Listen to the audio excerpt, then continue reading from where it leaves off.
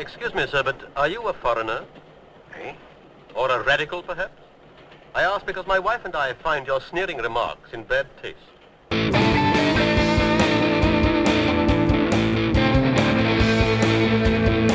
Well, and you thought it was safe. Well, that's a mistake. Hold on and be brave, because it's not safe. Well, I know that you thought it was, and maybe that was because you made a mistake. And you thought it was safe. Yeah, you thought it was safe.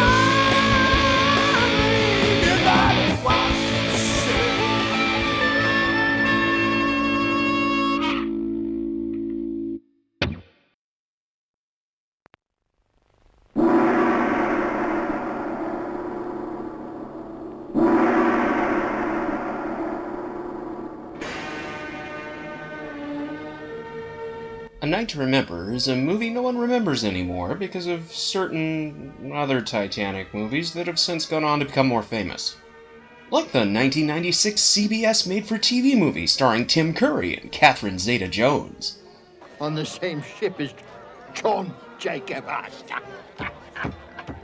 That's the joke of it, eh, lad?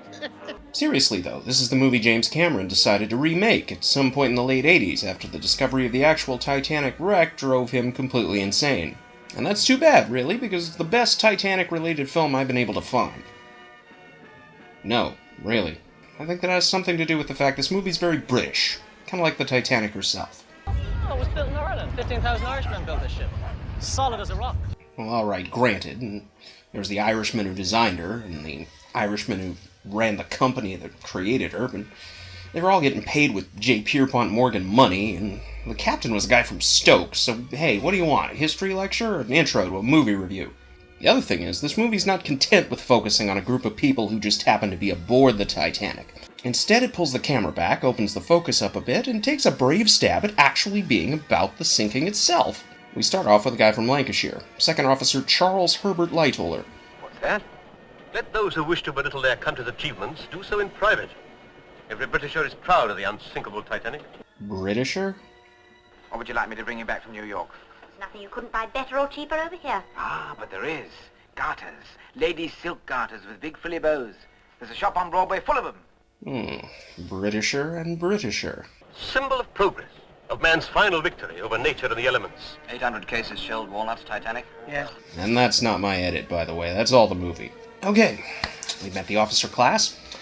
Time to go down the line. First class. Now, children, here they come. Show Sir Richard and her ladyship how much we respect them. Because Sir Richard and her ladyship have nothing but sniveling contempt for you, peasants. Who are they?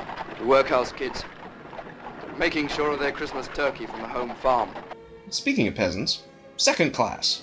Goodbye. You won't forget to write to me, will you? We'll send you a wireless from the ship. Do take care of my little one. Oh gee. Sure hope nothing tragically ironic happens on this honeymoon. Any other movie, and these two would be our main characters. But this movie, yeah, it's not done yet. Third class. You'll all come back when your fortunes are made. We will that, Fox. You know, if this were a normal movie, or if all these poor Irish people were talking mice, everybody'd know this flick backwards and forwards. Don't grieve, Mrs. Farrell. It's a wise thing your husband is doing. And there would be songs.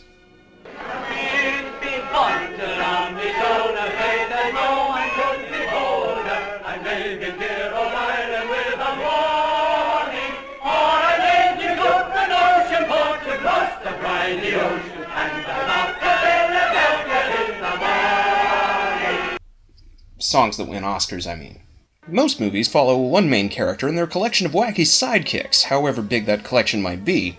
Occasionally, epics, and the 50s were a golden age of the epic, focus on multiple main character wacky sidekick combinations, hoping that if they throw enough broad generalized crap at the audience, at least some of it will stick, because at least one character will be identifiable.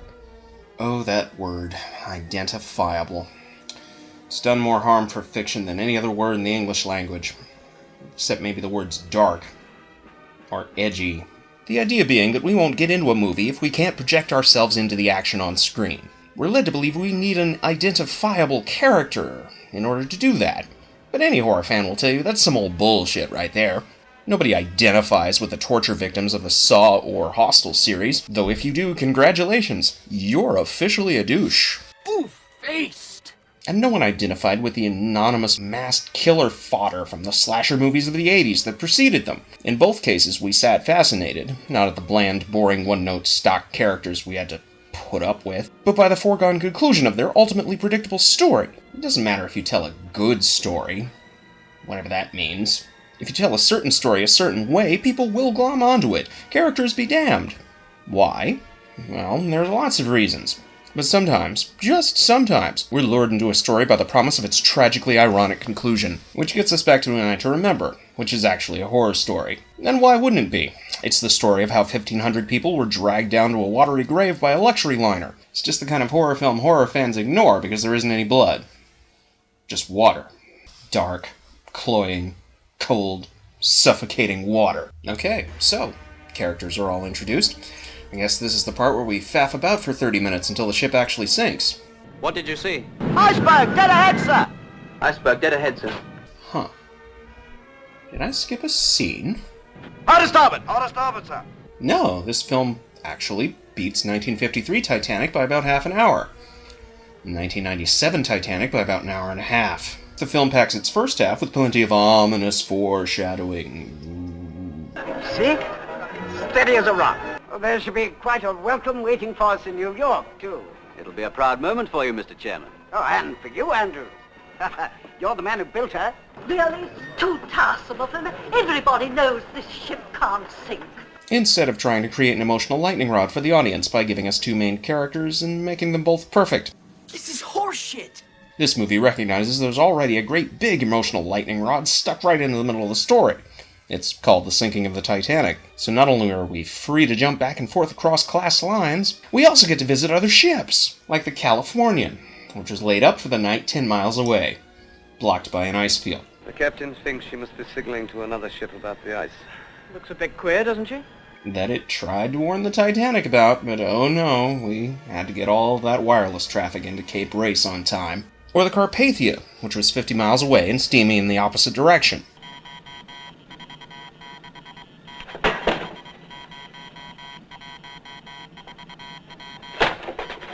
And that's the ship that turned around when it heard the distress call.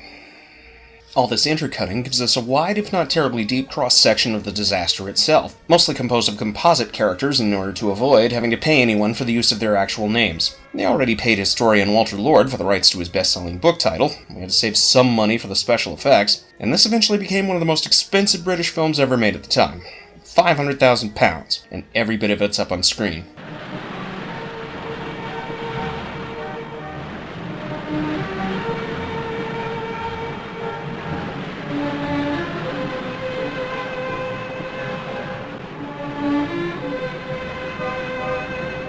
Oh, hi, honeymooners. Nice to see you in the first time in forever. How's your sex life? Now, I know what you're thinking, because I was thinking the same thing. What the hell, right? This movie's got ADD. Maybe not as bad as Michael Bay's, but still. But eventually I realized there was a point to all this, and here it is. Other movies can tell the story about this or that bunch who happened to be aboard the Titanic. This movie's got bigger fish to fry. It's trying to be about why the Titanic sank, which you'd think would be a better explored subject than it is. Made-for-TV documentaries notwithstanding. And the fact is, the reason the Titanic sank is a complicated and complex story that I'm not even sure film as a medium is really equipped to tell. If we'd been steaming a few knots slower, or if we'd sighted that berg a few seconds earlier, we might not even have struck. If we'd carried enough lifeboats for the size of the ship instead of just enough to meet the regulations, things would have been different again, wouldn't they? Film's constrained by formulas, chiefly the one that says every movie has to be about people, and that people have to be as offensively inoffensive as possible, unless they're the villains, or the comic relief. And he had silver dollars, cemented all over the floors of every room. I say, how bad thousand for you? Fuck yeah, Molly Brown, representing Hannibal, Missouri. Button up, Skipper. You want rowers? Okay, you got 'em. Better recognize. Local patriotism aside, a disaster this Titanic in scope eventually overshadows everyone involved. So unless you manage to include the stories of all 2,200 people aboard, your Titanic movie's gonna wind up feeling small, or cheap, or just plain dull. A Night to Remember, on the other hand, feels epic, lavish, and horrifying, because even though we keep checking back with Lightoller and the boys, we're not constrained by them, unless they have something to say that will let us know why so many people died that night. Now, I know you've had no chance for boat drill, but you're all seamen, and you've got brains. Now's the time to use them. There are a lot of little touches like that, scattered all over the place. We have been living together for many years, Isabel. Where you go, I go. For once, they aren't forced into the background to make way for some fake characters' manufactured melodrama. But still, there are too many people on this boat, and there are too many stories to tell. Like my new favorite character, Jofflin the Baker. While others fought for the lifeboats, he retreated to his room and started hitting the booze hard. He clung to the aft railing and rode the ship's fat ass all the way down, swam clear and survived. And that's the name of the game. All of this goes in to make the clearest cinematic snapshot of 1912 I've ever seen committed to film. We get the whole works, even down to the bellboys. Please, sir, where are we supposed to go? Those cigarettes out at once. Don't you know the rules yet? I'll have you on the captain's report.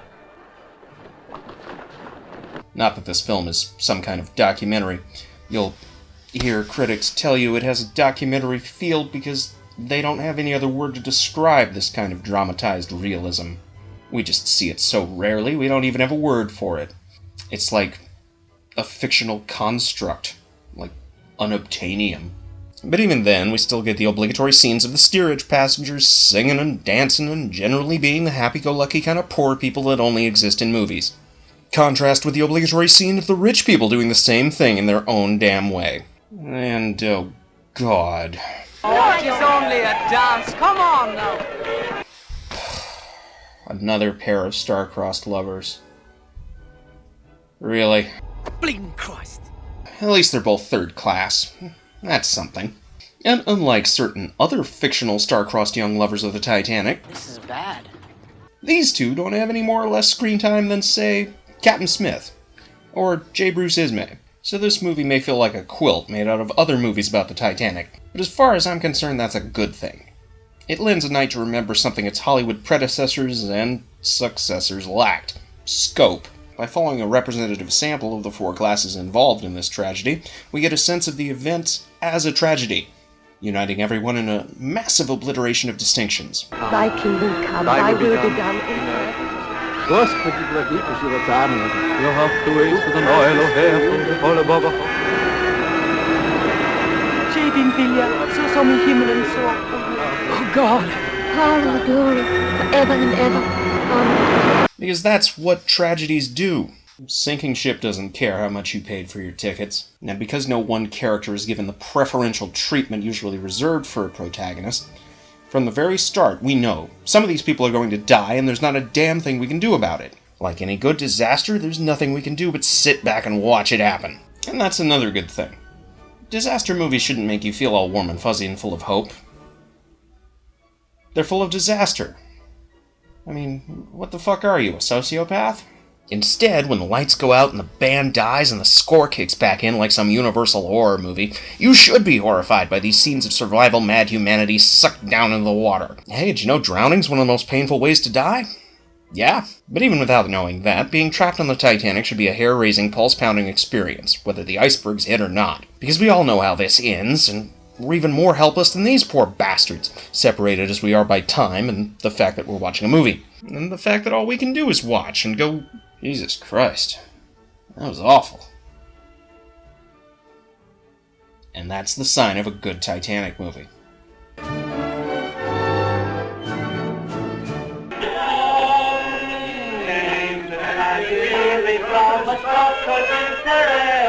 The hearts of all the girls I am performing, but before the break of morn, sure 'tis then we'll go for Lord, for I'm off to fill a Jeffrey in the morning. With me bundle on me shoulder, it's as though I could behold her. I'm living here all night. Ładnie śpiewa, prawda? Siedź spokojnie. Across the briny ocean, and I'm out to fill a Jeffrey.